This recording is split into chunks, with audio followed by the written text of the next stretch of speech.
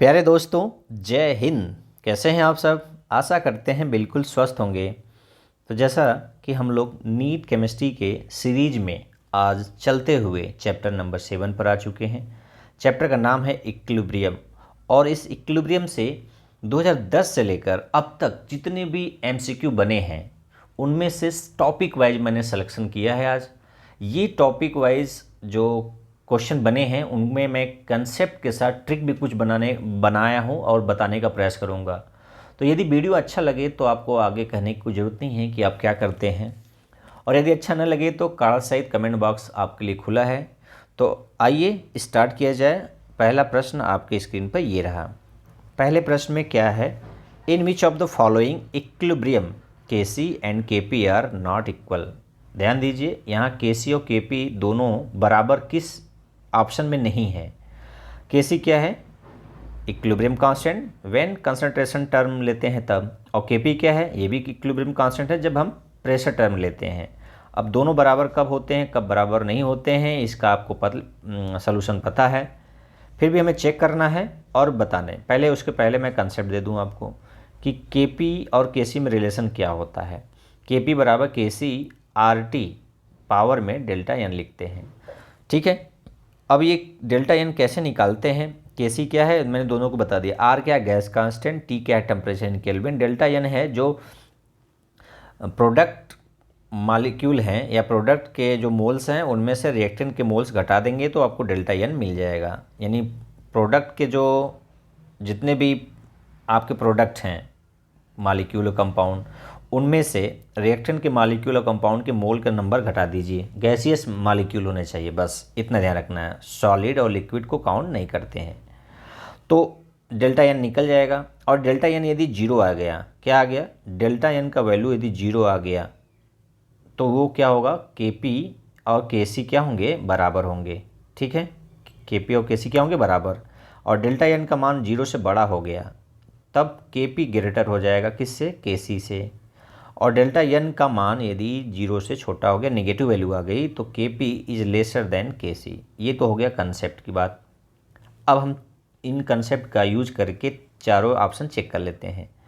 तो यहाँ देखिए, रिएक्टेंट में 2 मोल है NO के, और प्रोडक्ट में 2 स्पीसीज है N2 और O2। दोनों का सम कितना हो गया? 2 हो गया। तो 2 रिएक्टेंट है, 2 प्रोडक्ट है, तो दोनों का मोल बराबर है, तो डेल्टा एन क्या आएगा? 0 आ गया। तो ये तो बराबर है। सेकेंड में देखिए, SO2 के मोल कितने हैं? SO2 के 1 मोल है, NO2 के 1 मोल है, 1 1 2। और SO3 के 1 मोल, NO के 1 मोल, 1 1। यानी 2 प्रोडक्ट है और 2 रिएक्टेंट है। तो कितना आ गया डेल्टा एन? डेल्टा एन 0 आ गया।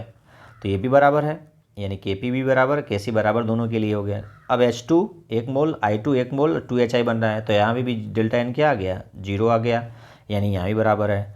चौथा देखिए, 2C यस है। यस का मतलब हो गया कि हम इसको काउंट नहीं करेंगे। सॉलिड को और लिक्विड को हम काउंट नहीं करते हैं डेल्टा एन में। डेल्टा एन में सॉलिड और लिक्विड क्या है? अलाउड नहीं। क्यों नहीं है आप मुझे कमेंट करके बताएं, खोज के बताएं कि क्यों नहीं करते हैं, केवल गैसियस मॉलिक्यूल को क्यों काउंट करते हैं। तो यहाँ देखिए, सॉलिड तो खत्म हो गया, 1 मोल रिएक्टेंट है गए, और प्रोडक्ट कितना हो गया? 2। तो प्रोडक्ट में से रिएक्टेंट घटाना है, तो कितना मोल आ गया? 1। तो यहाँ के पी और के सी बराबर नहीं होंगे। क्यों नहीं? क्योंकि डेल्टा एन का मान क्या आ गया? 0 से अधिक आ गया। अब 0 से अधिक आ गया तो आप मुझे बताएंगे कि तो कौन बड़ा है? बराबर नहीं है तो कौन बड़ा है, आप मुझे कमेंट करके बताएंगे। यदि आप ध्यान से इसको शुरुआत से देखे होंगे तो आप आंसर तुरंत बता पाएंगे। चलिए अगला प्रश्न। The value of delta H for the reaction X2 4Y2 gives us 2XY, ठीक है, इज़ लेस देन 0। यहाँ पर बोला गया है कि डेल्टा एच के लिए, अरे इस रिएक्शन के लिए डेल्टा एच का वैल्यू क्या है?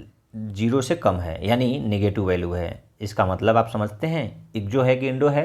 एक्जोथर्मिक है, यानी हीट क्या हो रहा है? रिलीज हो रहा है।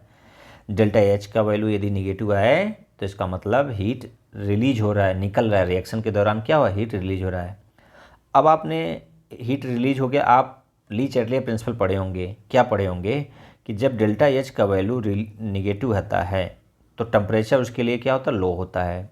ठीक, एक चीज़ हो गया, क्योंकि ली चैटले प्रिंसिपल कहता है कि यदि हीट पहले से निकल रहा है तो आप हीट को नहीं देना है, टेम्परेचर नहीं देना है। यदि लेता तो हम देते हैं, दे रहा है तो नहीं देना है, उल्टा काम करना है। यानी उस रिएक्शन उस साइड प्रोसीड होता है जिधर उसका प्रभाव कैंसिल होता है। यानी मान लीजिए एग्जाम्पल हम कैसे बच्चों को समझाते हैं कि पंखा चलते चलते गर्म हो जाता है तो आप उसको आग पर रखते हैं, गर्म करते हैं ताकि और चले, कि ठंडा करते हैं? तो उल्टा काम करते हैं ना। पंखा चलते चलते गर्म हो गया तो आप उसको ठंडा करेंगे, कूलिंग इफेक्ट डालेंगे ताकि वो अच्छा चल पाए, आधा चलाना है आगे तो, अन्यथा वो जल जाएगा। ठीक है, उसी तरह से ली चैटले प्रिंसिपल समझ सकते हैं। मतलब आपको प्रोसेस जो करना है उसके अगेंस्ट में काम करना है। जैसे हीट निकल रहा है तो ठंडा करना है, और ठंडा हो रहा है तो गर्म करना है। ठीक है, अब दूसरा चीज़ देख लेते हैं, प्रेशर का इफेक्ट क्या हम देखते हैं। तो इसके प्रेशर का इफेक्ट देखने के लिए हमें क्या करना है, तो मोल देखना होता है, मोल, नंबर ऑफ मोल्स। यदि नंबर ऑफ मोल्स क्या हो रहा है, प्रोडक्ट साइड, किसके साइड, प्रोडक्ट साइड बढ़ रहा है। क्या हो रहा है, प्रोडक्ट साइड बढ़ रहा है। ठीक, तो या इसको दूसरे तरह से कह सकते हैं, डेल्टा एन का मान यदि पॉजिटिव आए, किसका क्या है, पॉजिटिव। ठीक है, पॉजिटिव आएगा तो किधर जाएगा,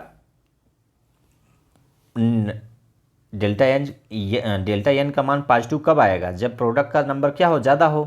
प्रोडक्ट का नंबर ज़्यादा होगा, रिएक्टेंट नंबर कम होगा, तो किधर जाएगा, बैकवर्ड साइड। क्या होगा, बैकवर्ड साइड जाएगा, बैक साइड। ठीक है, और आपको अधिक प्रोडक्ट बनाना है तो क्या होना चाहिए, क्या होना चाहिए, लेस प्रेशर, यानी लो प्रेशर होना चाहिए। और यदि निगेटिव आ गया, डेल्टा एन का वैल्यू क्या आ गया, निगेटिव आ गया, निगेटिव में, निगेटिव कब आएगा, जब ये कम रहे ये ज़्यादा रहे। तो यहाँ देखिए, यहाँ X2 मोल 1 मोल है और Y 4 मोल है, तो यहाँ प्रोडक्ट कितना है, 2। तो 2 में से, प्रोडक्ट में से हमेशा रिएक्टेंट घटाना है, 2 में से 5 घटाना है, तो कितना आ गया, -3। -3 का मतलब डेल्टा वैल्यू क्या आ गया, डेल्टा एन का मान निगेटिव आ गया है।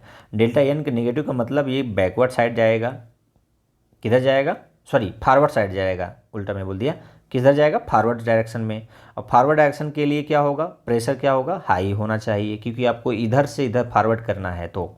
ठीक है, तो यहाँ पर पूछ रहा है फॉर्मेशन, कंडीशन भी दिया है, formation of XY4 will be favoured at. तो फेवर्ड कब होगा, जब टेम्परेचर क्या होगा, लो होगा, प्रेशर क्या होगा, हाई होगा। तो किस ऑप्शन में ये कंडीशन दिया है, ऑप्शन नंबर 4 में देखिए, डी में, high pressure and low temperature. Low temperature का कारण क्या है, डेल्टा एच का वैल्यू निगेटिव है, और हाई प्रेशर का वैल्यू क्या है, डेल्टा एन का वैल्यू क्या है, क्या है, इसका भी मान निगेटिव है। तो दोनों निगेटिव है तो टेम्परेचर लो हो गया, प्रेशर हाई हो गया। ओके, एक दूसरे के विपरीत हैं ये दोनों। कंसेप्ट क्लियर हो गया। अगला क्वेश्चन देखते हैं। pH of A saturated solution of barium hydroxide is 12। The value of solubility product KSP of barium hydroxide is. देखिए, ये प्रश्न बहुत इंपॉर्टेंट है। ये प्रश्न BSc लेवल या अदर एग्ज़ाम के लिए भी प्रश्न आ चुका है, मैं खुद फेस किया हूँ इसको, ऐसे प्रश्न को। तो आपको ये प्रश्न कैसे करना है आपको मैं बता रहा हूँ। देखिए, बेरियम हाइड्रोक्साइड एक बेस है, उसका pH दिया है 12, तो आप pH से भी पता कर लिए होंगे कि बेस है और तगड़ा बेस है, और ये डिसोशिएट भी कम्प्लीटली हो जाता है। ठीक है, क्योंकि स्ट्रांग बेस है तो डिसोशिएट हो जाता है जल्दी, पूरी कम्प्लीटली, जल्दी का मतलब कम्प्लीटली। और इसके लिए KSP पूछ रहा है, pH से KSP निकालना है आपको। तो pH से कैसे KSP निकालेंगे, तो आपको पता है, चलिए सॉल्यूशन की ओर चलते हैं। pH 12 दिया है, गिवन है। अब आपको पता है कि pH इक्वल टू होता है -log एच आयन कंसनट्रेशन। इसको हम क्या कर देते हैं, इसको ब्रैकेट में लिख देते हैं, एच आयन कंसनट्रेशन। तो pH दिया है 12, तो एच आयन कंसनट्रेशन निकालने के लिए आप क्या कर देते हैं, उसका 10 पावर माइनस कर देते हैं, जो भी pH रहता है। ठीक है, सीधा सीधा पावर में कर देते हैं, एच आयन निकालना है तो सीधा सीधा आपको यहाँ पर सीधे निकालना है कि एच आयन निकालना है, तो 10 पावर -12 हो गया। अब आपको ये भी पता है कि एच आयन का कंसनट्रेशन और OH आयन का कंसनट्रेशन का जो मल्टीप्लाई है वो किसके इक्वलेंट होता है, 10 पावर -14 के इक्वलेंट होता है। आयनिक प्रोडक्ट ऑफ वाटर पढ़े होंगे ना, सॉल्वेंट। ठीक है, आयनिक प्रोडक्ट ऑफ वाटर का इसका आपको रिलेशन पता होगा, नहीं पता तो पता कर लीजिए। एच आयन और OH आयन का मल्टीप्लाई किसके इक्वलेंट होता है, 10 पावर -14 के। तो आपको एक पता है कि एच आयन का कंसनट्रेशन पता है, तो OH आयन निकालना है पहले। तो 10 पावर -14 में 10 पावर -12 का डिवाइड कर देंगे तो 10 पावर -2 आ गया, ये तो OH आयन आ गया। अब OH आयन आ गया तो अब बेरियम हाइड्रोक्साइड क्या है, डिसोसिएट होगा बेरियम 2 प्लस और 2H आयन में। तो OH आयन का सॉल्युबिलिटी कितना है, कैसे ES मान लेते हैं इसका, तो इसका भी ES हो गया, इसका 2S हो गया क्योंकि संख्या इसकी 2 है। अब हमें OH आयन का कंसंट्रेशन पता है, तो 2S आयन बराबर कितना हो जाएगा, 2S आयन बराबर 10 पावर 2 इतना, क्योंकि total ion OH ion concentration है। तो यस बराबर कितना हो जाएगा, तो इसका 2 से डिवाइड कर देंगे तो ये एक यस का पता हो जाएगा। अब एक यस मतलब सॉल्युबिलिटी पता हो गया। तो KSP निकालने के लिए क्या करते हैं, KSP निकालने के लिए हम क्या करते हैं, जितना बेरियम आयन हाइड्रोक्साइड है उसका और OH आयन का क्या करते हैं, मल्टीप्लाई कर देते हैं और जो आएगा उसको फार्मूला में पुट कर देते हैं। तो बेरियम का कितना है, यस है, और OH का कितना है, 2S है, तो टोटल कितना आ गया 4S क्यूब। यस का वैल्यू में पता हो गया है, कितना यस का वैल्यू है 10⁻²/2। तो यहाँ पर पुट कर दीजिए, क्या हो जाएगा 4, यस का वैल्यू इतना है और पावर में 3 है, तो इसको सॉल्व करेंगे तो कितना आ जाएगा 5 × 10⁻⁷, 5 × 10⁻⁷, एक करके रिजल्ट देख सकते हैं। रिजल्ट का मतलब कैलकुलेशन मैथमेटिक्स है, ये इसको देख सकते हैं। कंसेप्ट कहाँ कहाँ सीखना है कि pH दिया है, OH निकालना है, सॉल्युबिलिटी प्रोडक्ट में आप पहले यस निकालेंगे, 2S का वैल्यू दिया है, यस का वैल्यू फाइंड करना होता है, फिर KSP का कैसे निकालते हैं, यस इंटू 2S का होल स्क्वायर। यानी मैं सिंपल एक बता दूं, जो मेरा ट्रिक है वो क्या है, KSP निकालने के लिए हम क्या करते हैं, तो हम x पावर x कर देते हैं, y पावर y कर देते हैं और s power x plus y कर देते हैं। ये अपना ट्रिक है।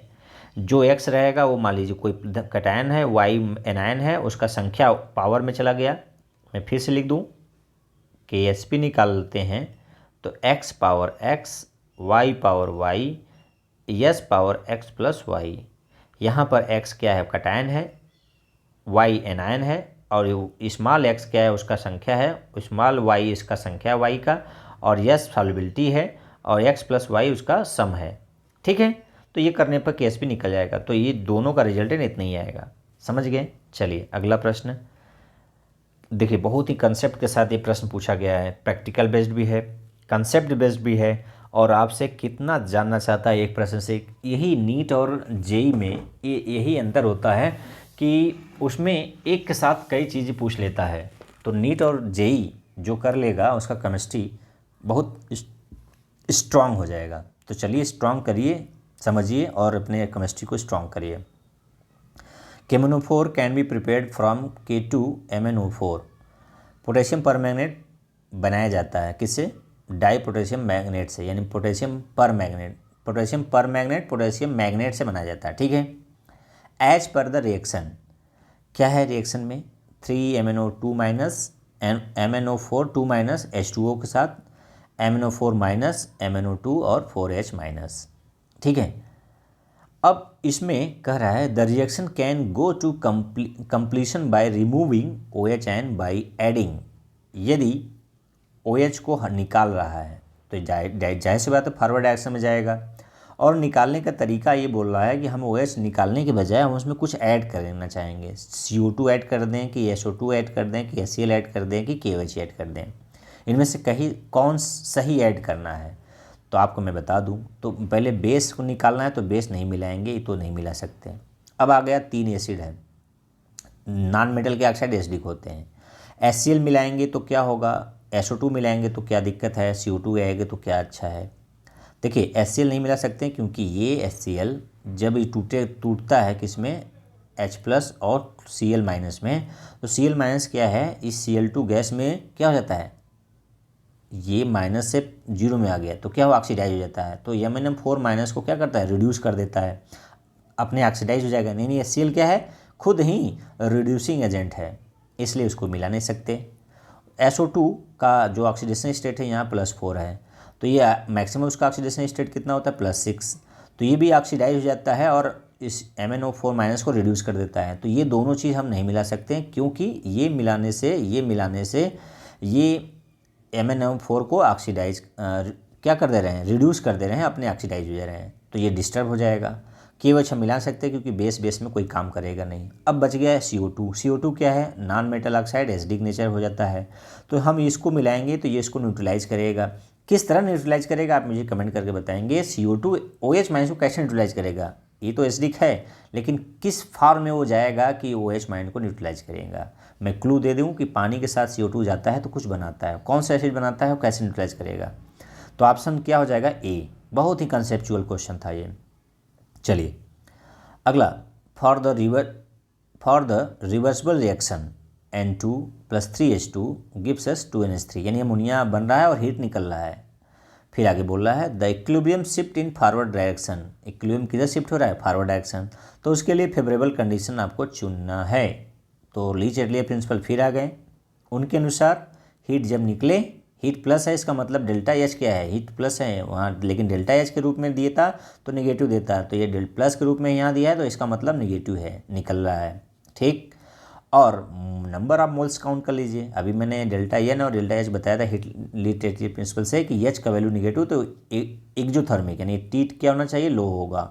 अब प्रेशर क्या होना चाहिए, अब बताइए, इधर कितना है 2 मोल, इधर कितना है 1 और 3 4, तो रिएक्टेंट साइड 4 है, प्रोडक्ट साइड 2 है, तो प्रोडक्ट में से हमें रिएक्टेंट घटाना होता है, तो 2 में से 4 घटाएंगे कितना आ गया -2, यानी माइनस आ रहा है तो क्या होगा favourable, high pressure low temperature, temperature क्या होगा लो, प्रेशर हाई। तो किस ऑप्शन में दिया है, by increasing pressure and decreasing temperature, तो किस ऑप्शन में है, ऑप्शन नंबर डी में। देखिए ये पहले में क्या है, इंक्रीजिंग कंसंट्रेशन ऑफ -3 नहीं, बाय डिक्रीजिंग प्रेशर बिल्कुल नहीं, by decreasing the concentration of N2 को घटाएंगे तो क्या होगा, बैकवर्ड जाएगा, तो हमें फॉरवर्ड में कराना है, तो ऑप्शन नंबर डी क्या हो जाएगा, करेक्ट हो जाएगा। चलिए छठा प्रश्न क्या है, concentration of Ag ion in A saturated solution of Ag oxalate, silver oxalate Ag2C2O4, क्या फार्मूला है, Ag2C2O4, silver oxalate is 2.2 × 10⁻⁴ mole पर litre, solubility product of silver oxalate is. ध्यान से पढ़िए, प्रश्न में है कि Ag आयन का क्या है, कंसंट्रेशन दिया है, कितना दिया है, इतना दिया है। अब क्या पूछा है, सॉल्वेबिलिटी प्रोडक्ट। देखिए सॉल्वेबिलिटी प्रोडक्ट जब पूछा था उसके इसके पहले वाले में pH दिया था, सॉल्वेबिलिटी प्रोडक्ट पूछा था। यहाँ पर सिल्वर आयन का क्या दिया है, कंसंट्रेशन दे दिया है, concentration of Ag in saturated solution इसमें। तो कैसे इसको करेंगे, तो चलिए इसको कंसेप्ट समझिए। देखिए जब सिल्वर ऑक्जेलेट को तोड़ते हैं तो किस तरह टूटेगा, 2 Ag टूटेगा और ऑक्जेलेट 1 टूटेगा। तो यदि हम इसको यस मान लें तो कितना यस बनेगा, ये Ag 2s और ऑक्जेलेट यस। अब 2s का वैल्यू कर दिया है, ध्यान रखिएगा टोटल Ag दिया है ना कि यस दिया है, तो यहाँ पे यही बताना है, यहाँ पर 2s का वैल्यू दिया है कितना, 2.2 × 10⁻⁴ Ag का कंसंट्रेशन टोटल दिया है, तो हमें यस चाहिए, पहले क्या चाहिए यस, इसका डिवाइड कर दीजिए 2 से, तो 1.1 × 10 कितना हो जाएगा, -4 हो जाएगा। ठीक है, ये तो हो गया यस का वैल्यू। तो बस KSP निकालने के लिए हम क्या करते हैं, KSP निकालने के लिए इसका और इसका कंसंट्रेशन का मल्टीप्लाई कर देते हैं नंबर सहित। मैंने कहा कि x power x, y power y, s power x + y, चाहे ऐसे लगाइए चाहे अभी देखिए ये 2s के पावर 2 क्यों किया है, क्योंकि संख्या इसका 2 है, स्मॉल x क्या है 2 है, और 2 की जगह पर x की जगह क्या रखा है 2 रखा है, 2 के पावर 2, और y की जगह 1 है तो 1 के पावर 1, और s के पावर में 2 + 1 यानी 2 + 1 मतलब कितना हो जाएगा 3, तो टोटल कितना आ गया 4, 2 का स्क्वायर 4 हो गया, s³। तो देखिए मेरे से भी और उससे भी 4s³ आ गया KSP। अब s का वैल्यू यहाँ से पता है आपको, तो फार्मूले में रख देंगे तो क्या आ गया 5.3 × 10⁻12 क्या आ गया, KSP आ गया उसका। ठीक है, तो इस तरह से आप कंसेप्ट के साथ न्यूमेरिकल कर पाएंगे। हालांकि न्यूमेरिकल करना इस दौर में आसान नहीं होता है, क्योंकि बहुत प्रेशर रहता है उस समय। तो ऑप्शन नंबर किस में हो जाएगा, ऑप्शन नंबर सी में। ठीक है, चलिए अगला प्रश्न, the solubility of barium sulphate in water 2.42 × 10⁻³ ग्राम पर लीटर। ध्यान रखिए मोल में दिया रहता है, यहाँ पर ग्राम पर लीटर में है। फिर आगे क्या है, at 298 kelvin the value of its solubility product KSP will be. यहाँ पर सॉल्युबिलिटी दिया है और सॉल्युबिलिटी प्रोडक्ट पूछ रहा है। ये प्रश्न कई बार ऐसे प्रश्न पूछे जा सकते हैं कि सॉल्युबिलिटी प्रोडक्ट पीएच से देकर एस से देकर और अभी क्या था कंसंट्रेशन देकर किसी आयन का। तो 3 तरह से सॉल्युबिलिटी प्रोडक्ट पूछता है, तो मैं इसलिए 3 तरह के कंसेप्ट वाला क्वेश्चन चूज किया हूँ। और उसका मोलर मास दे चुका है आपको, अच्छा कर दिया है, 233 निकालना नहीं है, आसान कर दिया है। तो पहले मैं आपको रिलेशन बता दूं कि मोलरिटी निकालने के लिए क्या करते हैं, ग्राम पर लीटर जो कंसंट्रेशन होता है उसको मोलर मास से क्या करते हैं, m डैश से मल्टीप्लाई करते हैं। अब आपको मोलरिटी चाहिए, m चाहिए, तो ग्राम पर लीटर में m डैश से मल्टीप्लाई करते हैं तो m चाहिए। लेकिन आपको क्या यहाँ चाहिए, सॉरी एक मिनट, मैं थोड़ा गलत लिख दिया। ग्राम पर लीटर में कंसंट्रेशन निकालते हैं तो जो मोलरिटी रहती है उसमें मोलर मास का क्या करते हैं, मल्टीप्लाई करते हैं। ठीक है, m डैश मोलर मास है और m क्या है, मोलरिटी। ग्राम पर लीटर में आपको कंसंट्रेशन चाहिए होता है, तो और आपको मोलरिटी चाहिए तब ग्राम पर लीटर को क्या कर देते हैं, मोलर मास से डिवाइड कर देते हैं। तो चलिए इसको समझाते हैं डिटेल में। यहाँ पर देखिए बेरियम सल्फेट का क्या क्या दिया है, मोलर मास दिया है 233 और इसका ग्राम पर लीटर में कितना दिया है, 2.42 × 10⁻³ ग्राम पर लीटर में दिया है। तो मोलर मास मैंने कहा ना कि आपको यम में यम डैश का मल्टीप्लाई करते हैं तो क्या होता है, ग्राम पर लीटर में आता है कंसंट्रेशन। तो मोलरिटी चाहिए तो इसमें इसको डिवाइड करेंगे, ग्राम पर लीटर वाले मोलर मास का क्या करेंगे, डिवाइड करेंगे तो मोलरिटी आ जाएगा। तो यहाँ मोलरिटी निकालने के लिए, यानी मोलरिटी मतलब यस में सॉल्युबिलिटी निकालने के लिए मोलरिटी में, तो ये जो ग्राम पर लीटर है उसको मोलर मास से डिवाइड करके इसका एस निकाल लिया गया। ठीक, अब एस निकालने के बाद अब इसको डिसोशिएट करा देते हैं, तो ये एस सॉल्युबिलिटी इसका भी एस है, इसका भी एस है। तो KSP निकालने के दोनों का मल्टीप्लाई कर देते हैं, एस स्क्वायर आ गया, एस का वैल्यू आपको पता हो गया तो सब्स्टिट्यूट कर दीजिए और जो आएगा वो आ गया क्या, KSP आ गया। सिंपल से बात है कि थोड़ा सा ट्विस्ट किया है प्रश्न को, बस सीधे मोलरिटी न देकर क्या दिया था, ग्राम पर लीटर में मोलर मास से डिवाइड करके मोलरिटी आ गया, यस आ गया। तो ये आपको अभी बताया कि KSP निकालने के लिए x power x, y power y और यस पावर x + y करते हैं तो ये यस स्क्वायर आ जाएगा। यस का वैल्यू पता है, निकाल देंगे कैलकुलेट करके, जो आएगा वो आंसर हो जाएगा। तो ऑप्शन नंबर क्या हो जाएगा, किसमें है, 1.8 × 10⁻⁻10 -10 वाला कौन सा है, ये ऑप्शन ए। ठीक है, क्लियर है। चलिए अगला प्रश्न कंसेप्चुअल है। Conjugate base for Bronsted acid H2O and HF are, दो स्पीसीज हैं, पानी है और HF है, दोनों ही क्या क्या पूछा है, कंजुगेट बेस पूछा है। तो H2O में से एक H कम करेंगे तो क्या हो जाएगा, OH-, तो ये इसका कंजुगेट बेस हो गया। क्योंकि कंजुगेट एसिड बेस आपने पढ़ा होगा कि वो ऐसे एसिड बेस पेयर जिसमें H आयन का क्या हो, अंतर हो, H+ आयन का क्या हो, अंतर हो। तो इसमें से निकाल देंगे तो बेस बन जाएगा और HF में से एक H निकाल देंगे H+, तो क्या बन जाएगा, F- बन जाएगा। तो F- और OH- किस में दिया है, ऑप्शन नंबर डी देखिए, OH- और F- रिस्पेक्टिवली। क्लियर है। चलिए अगला प्रश्न, hydrolysis of sucrose is given by the following reaction. Sucrose plus water, glucose और फ्रक्टोज बन रहा है। आप जानते हैं कि चीनी में पानी मिलाएंगे, HD मीडियम में हाइड्रोलिसिस कराएंगे तो ग्लूकोज फ्रक्टोज बनता है। फिर आगे कह रहा है, if the equilibrium constant Kc is 2 × 10⁻13 at 300 kelvin, the value of delta Rg0 enthalpy of Gibbs free energy of reaction at standard state पूछ रहा है, at the same temperature will be.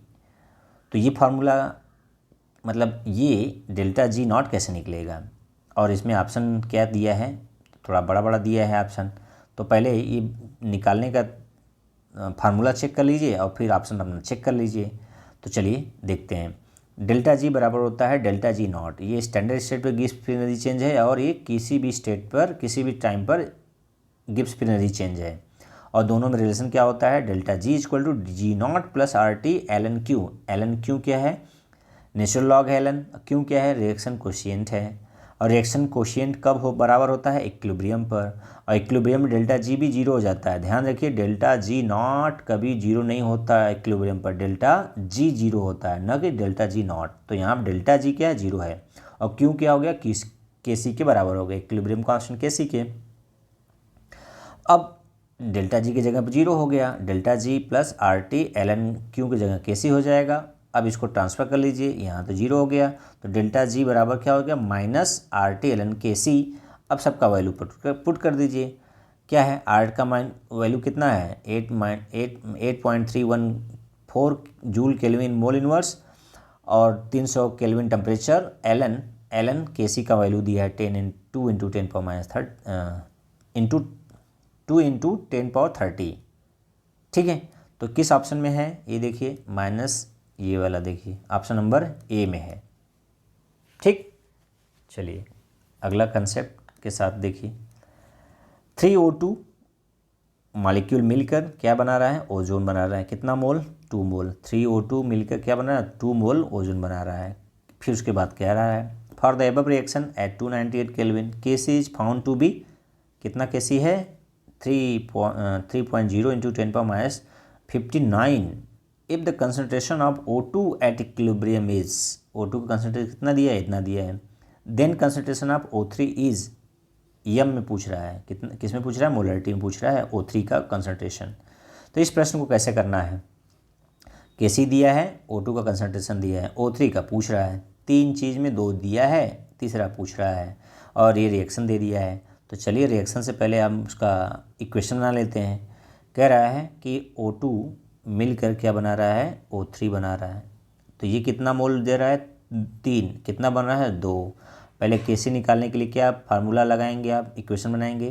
तो O3 का कंसनट्रेशन पावर में कितना जाएगा 2, क्योंकि मोल की संख्या ऊपर चला जाएगा, अपान O2 हो जाएगा कंसनट्रेशन, उसके पावर में कितना जाएगा 3। ठीक, अब इसका वैल्यू पुट कर देना है। आपको निकालना है, क्या निकालना है, आपको निकालना है O3 निकालना है।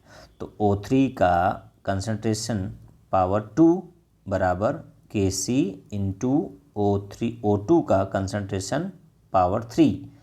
अब इसमें पुट कर दीजिए। यहाँ पर देखिए स्क्वायर निकलेगा पहले, फिर उसका रूट ले लेंगे। तो यदि रूट ले लेंगे तो क्या हो जाएगा, ये आपका निकल आएगा। ठीक है, तो इस फार्मूले में आपको सब्स्टिट्यूट कर देना है। यदि O2, ठीक है, O3 निकालना है तो 3 मल्टीप्लाई डायगोनल मल्टीप्लाई कर देंगे, निकल जाएगा। अब केसी का वैल्यू दिया ही है, O2 का कंसनट्रेशन दिया ही है, तो निकाल लेंगे। ठीक है, तो क्या रिजल्ट आ जाएगा, रिजल्ट में आ जाएगा आपका ये वाला ऑप्शन नंबर दूसरा। आप इसको करके देख लीजिएगा। मैंने फार्मूला बता दिया कि क्या निकालना है। केसी बराबर होता है, जो प्रोडक्ट होता है, प्रोडक्ट है O3 का कंसनट्रेशन पावर में 2 अपान रिएक्टेंट का कंसनट्रेशन O2 है पावर में 3। अब आपको O3 निकालना है, तो O3 बराबर ये निकालेंगे तो ये दोनों आपस में क्या हो जाएंगे, मल्टीप्लाई हो जाएंगे। और स्क्वायर में है तो रूट निकाल कर इसका वैल्यू देखेंगे तो आपको ये मिलेगा। ठीक है, कंसेप्ट समझ में आ गया। न्यूमेरिकल आपको करना है, मैथमेटिक्स आपको सीखना है। ठीक है, तो चलिए वीडियो आज का कैसा लगा आपको, फिर मैं बताने की ज़रूरत नहीं समझता, फिर भी आप समझदार हैं। चलिए आज के लिए इतना ही। जय हिंद, जय भारत, आपका दिन मंगलमय हो।